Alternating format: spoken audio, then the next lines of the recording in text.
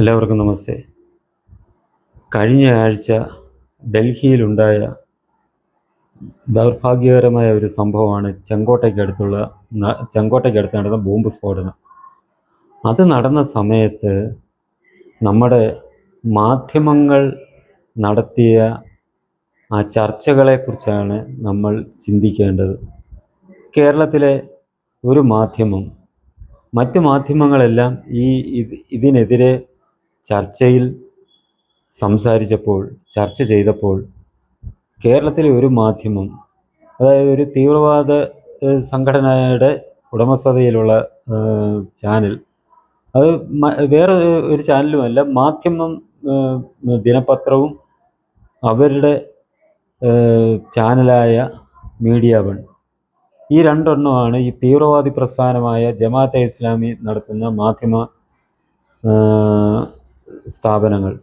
അതിൽ മീഡിയ വണ്ണിൽ വന്ന ചർച്ചകൾ നമ്മൾ കണ്ടാൽ നമ്മൾ തന്നെ എൻ്റെ ദൈവമേ എന്ന് പറഞ്ഞു പോകുന്ന പോലുള്ള അതിഭീകരമായ തരത്തിൽ, ഭീകരം എന്ന് തന്നെ പറയണം, നമ്മുടെ രാജ്യത്തെ മാധ്യമ സ്വാതന്ത്ര്യത്തെ ദുരുപയോഗം ചെയ്ത് ഏത് രീതിയിലാണ് രാജ്യവിരുദ്ധമായിട്ട് ഈ ചാനൽ പ്രവർത്തിക്കുന്നത് എന്ന് നമ്മൾ മനസ്സിലാക്കുക. ഇതിനകത്തിൽ ഇവരെ വെള്ളപൂശാൻ ശ്രമിക്കുന്നതോടൊപ്പം തന്നെ ഇവർ പറയുന്നത് അതൊരു തീവ്രവാദ പ്രവർത്തനം അല്ല എന്ന തരത്തിൽ അവർ സ്ഥാപിക്കാനാണ് ഈ മീഡിയ വൺ ചാനൽ ശ്രമിച്ചുകൊണ്ടിരുന്നത്. അത് ബീഹാറിൽ തെരഞ്ഞെടുപ്പ് നടക്കുകയാണല്ലോ. അത് ഒന്നാം ഘട്ട തെരഞ്ഞെടുപ്പ് കഴിഞ്ഞ് രണ്ടാം ഘട്ട തെരഞ്ഞെടുപ്പിൻ്റെ തലേനാളാണ് ഈ സ്ഫോടനം നടന്നത്. ഈ മീഡിയ വൺ എന്ന് പറയുന്ന ചാനൽ അതിനകത്തിൽ കൂടി ഇരുന്ന് പറഞ്ഞത്, അവരുടെ അടുപ്പ് കൂട്ടി ചർച്ച നടക്കാറുണ്ട്, അതിനകത്ത് ഇരുന്ന് പറയുന്നത്, ഇത് അവിടെ BJP നടത്തിയ സ്ഫോടനമാണ് ഈ ഡൽഹിയിൽ നടന്നത്. അതായത് വോട്ട് കിട്ടുന്നതിന് വേണ്ടി രാഹുൽ ഗാന്ധി ഓടി നടന്ന് വോട്ട് ചോരി, വോട്ട് കൊള്ള പ്രചരണമൊക്കെ നടത്തി. അതിൽ ഭയപ്പെട്ട് അധികാരം നഷ്ടപ്പെടും എന്ന ഭയത്തിൽ NDAയെ സഹായിക്കാൻ വേണ്ടി NDAയ്ക്ക് വേണ്ടി വോട്ട് ലഭിക്കുന്നതിന് വേണ്ടി BJP നടത്തിയ, അല്ലെന്നുണ്ടെങ്കിൽ ഭാരത സർക്കാർ നടത്തിയ സ്ഫോടനമാണ് ദില്ലിയിൽ നടന്നത് എന്ന തരത്തിലാണ് ഈ മീഡിയ വൺ അവർ ജനങ്ങൾക്ക് മുന്നിൽ അവതരിപ്പിച്ചത്. ഒന്ന് ആലോചിച്ച് നോക്കുക. ഈ രാജ്യത്തിൻ്റെ ഉപ്പും ചോറും തിന്നുകൊണ്ട്, ഈ രാജ്യത്തെ വിഭവങ്ങളെല്ലാം അനുഭവിച്ചുകൊണ്ട്, ഈ രാജ്യത്തിനെതിരെ എത്രമാത്രം വിഷലിപ്തങ്ങളായ വാക്കുകളാണ് ഈ ഒരു മാധ്യമ സ്ഥാപനം നടത്തിക്കൊണ്ടിരിക്കുന്നത് എന്നുള്ള കാര്യം ഓർക്കുമ്പോൾ അതിഭീകരമായ അവസ്ഥയാണ് നമ്മുടെ രാജ്യത്ത് നിലനിൽക്കുന്നത് എന്ന് നമ്മൾ പറയേണ്ടിയിരിക്കുന്നു. ഇവരിങ്ങനെ അഹങ്കരിക്കാൻ കാരണമുണ്ട്. അതിന് കാരണം സുപ്രീം കോടതി എന്ന് പറയുന്ന നമ്മുടെ പരമോന്നത നീതിപീഠം തന്നെയാണ് ഇത്തരം ഭീകരന്മാരെ വളർത്തിക്കൊണ്ടുവരുന്നത്. ഇത് പറയാതിരിക്കാൻ കഴിയത്തില്ല. ഇത്തരം മാധ്യമ ഭീകരന്മാരെ വളർത്തുന്നത് സുപ്രീം കോടതി എന്ന് പറയുന്ന നമ്മുടെ പരമോന്നത നീതിപീഠം തന്നെയാണ്.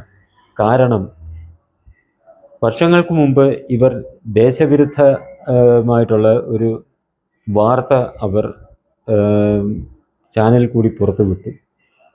നമ്മുടെ ഇന്ത്യൻ സൈന്യത്തെയും ഇന്ത്യൻ ഭരണകൂടത്തെയും അധിക്ഷേപിക്കുന്ന തരത്തിൽ വളരെ മോശമായ രീതിയിലുള്ള വാർത്ത അവർ പ്രസിദ്ധപ്പെടുത്തി. അതായത് നമ്മുടെ ഇന്ത്യൻ സൈന്യം കാശ്മീരിലെ നിരപരാധികളെ കൂട്ടത്തോടെ കൊന്ന് കുഴിച്ചു മൂടുന്നു എന്ന തരത്തിൽ ഒരു വ്യാജ വാർത്ത. ഈ വാർത്ത ഇന്ത്യക്കെതിരായി പാകിസ്ഥാൻ വിനിയോഗിച്ചു. ഐക്യരാഷ്ട്രസഭയിൽ വരെ ഈ വ്യാജ വാർത്ത വെച്ച് പാകിസ്ഥാൻ ഇന്ത്യക്കെതിരെ ആഞ്ഞടിച്ചു. ഇത് തികച്ചും രാജ്യവിരുദ്ധ പ്രവർത്തനമായതിനാൽ കേന്ദ്ര സർക്കാർ, അതായത് നരേന്ദ്രമോദി സർക്കാർ, ഈ ചാനലിനെ നിരോധിച്ചു. അവരുടെ ലൈസൻസ് പുതുക്കി കൊടുത്തില്ല. അവർ ഇവിടെ കേരളത്തിൽ ഹൈക്കോടതിയിൽ പോയി. കേന്ദ്ര സർക്കാരിൻ്റെ ആ നടപടിയെ ശരിവയ്ക്കുകയാണ് ഉണ്ടായത്. ഉടൻ തന്നെ ഇവർ എന്ത് ചെയ്തു? ഇവർ സുപ്രീം കോടതിയിൽ പോയി. ഈ നിരോധനത്തിനെതിരെ, ഹൈക്കോടതി വിധിക്കെതിരെ. സുപ്രീം കോടതി എന്താണ് ചെയ്തത്? ഈ രാജ്യദ്രോഹികൾക്ക് മേൽ ഏർപ്പെടുത്തിയിരുന്ന ആ നിരോധനം അവരെടുത്തു കളഞ്ഞു. സുപ്രീം കോടതി എടുത്തു കളഞ്ഞു. ഒരിക്കലും പരമോന്നത നീതിപീഠം ചെയ്യാൻ പാടില്ലാത്ത കാര്യമാണ് സുപ്രീം കോടതി അന്ന് ചെയ്തത്. ഒരു ജനാധിപത്യ രാജ്യത്ത് ജനാധിപത്യപരമായി തിരഞ്ഞെടുക്കപ്പെട്ട സർക്കാർ രാജ്യവിരുദ്ധ പ്രവർത്തനം നടത്തിയ ഒരു ചാനലിനെതിരെ നടപടിയെടുത്തപ്പോൾ ഈ ജനാധിപത്യ രാജ്യത്തെ പരമോന്നത നീതിപീഠം എന്താണ് ചെയ്തത്? ആ രാജ്യവിരുദ്ധ പ്രവർത്തനം നടത്തിയ ചാനലിന് അനുകൂലമായ വിധിയാണ് പ്രഖ്യാപിച്ചത്. അതായത് അവരുടെ അഭിപ്രായ സ്വാതന്ത്ര്യമാണ്, അവർക്ക് ഇവിടുത്തെ മാധ്യമ സ്വാതന്ത്ര്യത്തിന് ഹാനി വരുന്നതാണ് സർക്കാരിൻ്റെ നടപടി എന്ന് പറഞ്ഞ് ഇവർക്ക് മേലുള്ള സർക്കാർ നടപടിയെ എടുത്തു കളയുകയാണ് സുപ്രീം കോടതി ചെയ്തത്. ഇതാണ് ഈ ചാനലിനെ രാജ്യദ്രോഹ പ്രവർത്തനത്തിന് കൂടുതൽ ഊർജം പകർന്നുകൊണ്ട് ഇപ്പോഴും അവർ അതേ പാത പിന്തുടരാൻ കാരണം. അവർക്കറിയാം ഇവർക്കെതിരെ നടപടിയെടുത്താൽ സുപ്രീം കോടതിയിൽ പോയി സുപ്രീം കോടതി ഇവർക്ക് അനുകൂലമായിട്ട് വിധി പ്രസ്താവിക്കും എന്നുള്ള ആ ഒരു ഉത്തമ ബോധ്യം കൊണ്ടാണ് ഇവർ വീണ്ടും വീണ്ടും രാജ്യവിരുദ്ധ പ്രവർത്തനവുമായി മുന്നോട്ട് പോകുന്നത്. നമുക്കറിയാം ഈ ഭീകരർ ആയുധങ്ങൾ കൊണ്ട് രാജ്യത്തിനെതിരെ പോരാടുമ്പോൾ ഈ ജമാഅത്തിൻ്റെ ഈ മാധ്യമവിഭാഗമായ ചാനലായ മീഡിയ വൺ ചെയ്യുന്നത് അവരിതേപോലെയുള്ള വിഷം പുരട്ടിയ വാക്കുകൾ ഉപയോഗിച്ച് രാജ്യത്തിനെതിരെ പോരാടുന്നു. ഈ വാക്കുകൾ വിശ്വസിക്കുന്ന കുറേയേറെ ആൾക്കാരും ഉണ്ട്. തികച്ചും കുറവാണെങ്കിലും കുറേ ആൾക്കാർ ഈ വാക്കുകൾ വിശ്വസിക്കുന്നവരുണ്ട്. അവർ ഈ ചാനലിൻ്റെ വാക്കുകൾക്കനുസരിച്ച് പ്രവർത്തിക്കുന്നവരുമായിരിക്കും. അവരെന്താണ് ചെയ്യുക? ഇതിൽ നിന്ന് ഈ ചാനലിൻ്റെ ഈ രാജ്യവിരുദ്ധമായ ഈ ജൽപ്പനങ്ങൾ കേട്ട് അതിൽ നിന്ന് ഊർജം ഉൾക്കൊണ്ട് രാജ്യത്തിനെതിരെ തന്നെ അവരുടെ പ്രവർത്തനം മുന്നോട്ട് കൊണ്ടുപോകും. അതിനുള്ള അവസരമാണ് സുപ്രീം കോടതി ഈ ചാനൽ നിരോധനം നീക്കിക്കൊണ്ട് തുറന്നു കൊടുത്തത്.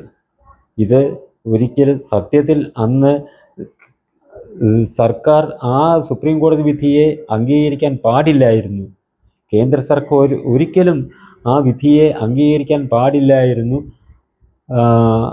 ആ വിധിയെ പുല്ലുവില കൊടുത്ത് തള്ളിക്കളയേണ്ടതായിരുന്നു. കാരണം രാജ്യത്തിൻ്റെ അഖണ്ഡതയും രാജ്യത്തെ ജനങ്ങളുടെ സമാധാന ജീവിതവുമാണ് നമ്മൾക്ക് വലുത് രാജ്യമാണ്.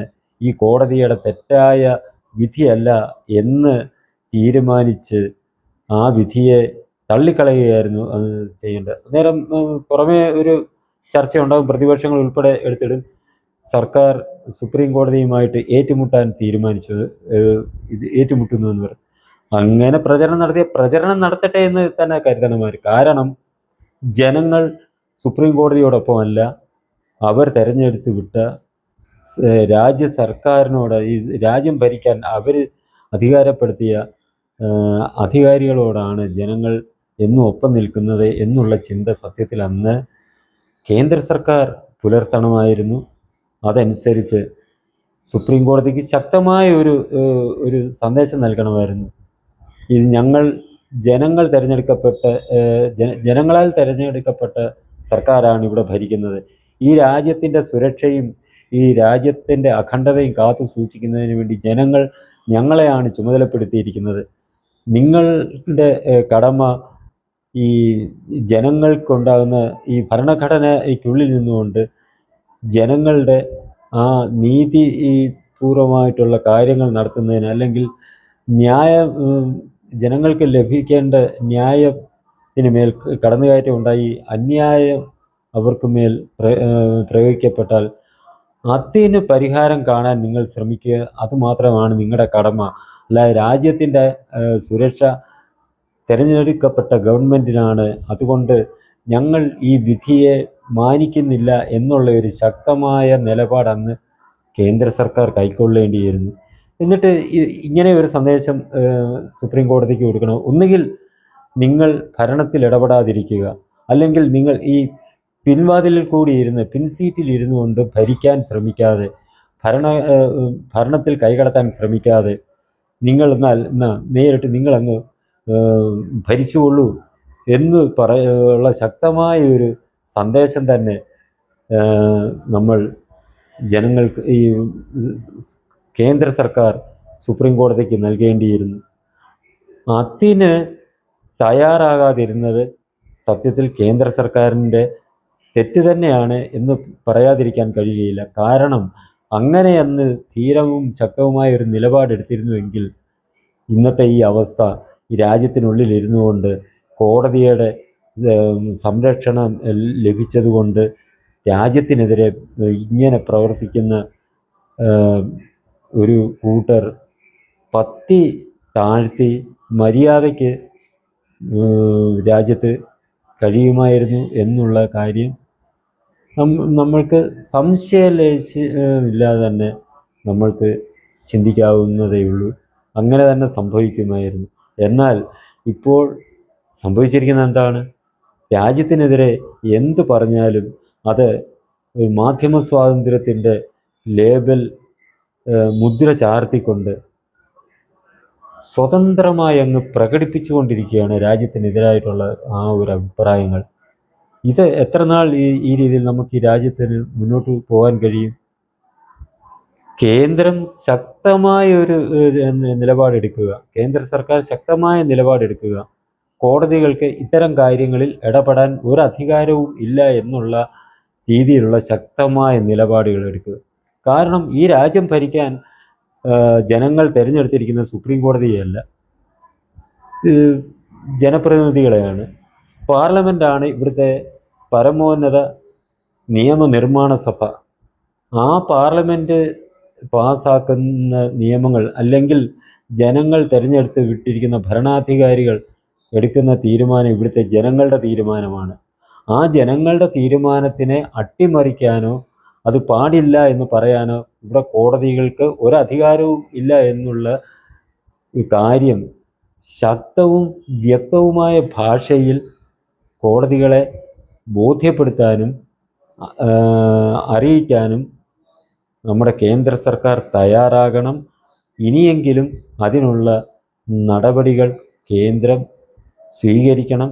കോടതികളുടെ അനാവശ്യമായ ഇത്തരം ഇടപെടലുകൾക്കെതിരെ ശക്തമായ നിലപാട് സ്വീകരിക്കാൻ നമ്മുടെ കേന്ദ്ര സർക്കാർ തയ്യാറാകണം.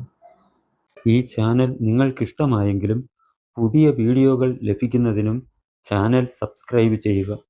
തുടർന്ന് വരുന്ന ബെൽ ബട്ടണുകളിലും അമർത്തുക.